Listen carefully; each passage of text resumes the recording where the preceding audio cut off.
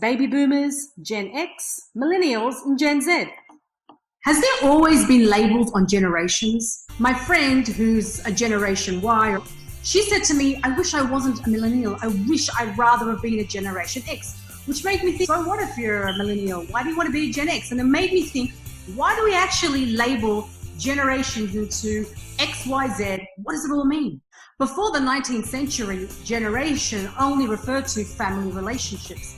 It was not until after the 19th century that generation actually referred to broader social groups as we know it as Gen Y, Gen Z, baby boomers, etc. So what started the trend of labeling people by age? One word: Westernization, which is the marriage of modernization and industrialization. Generally speaking, the Western world is made up of Europe, North America, and Australasia. Changes of economics, societal changes, technological changes, the national press, different ways of speaking to people, public schools.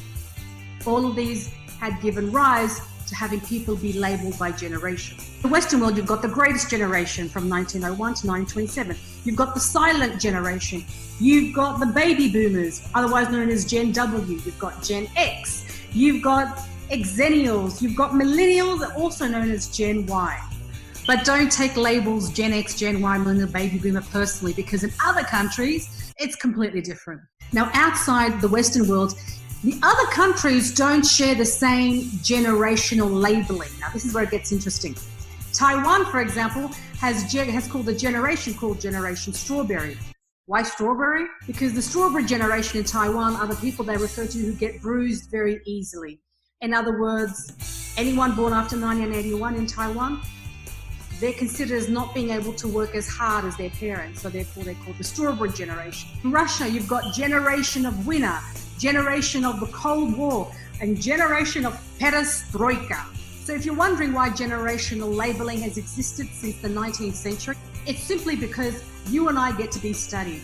The way we move, what technology we use, how we earn money, where we spend it, all these changes have vastly changed since the 19th century and can be done in so many different ways that by putting us in categories of Gen X, Y, Z, millennial, baby boomer, so that they can just work us out. And by putting us in groups, we can be more predictable and easier to study. So my friend that was complaining that she's a Gen Y, she's a millennial, and she'd rather be a Gen X, I guess she can be comfortable to know that if she was living in Taiwan, she'd be called Generation Strawberry, the one that's easily bruised.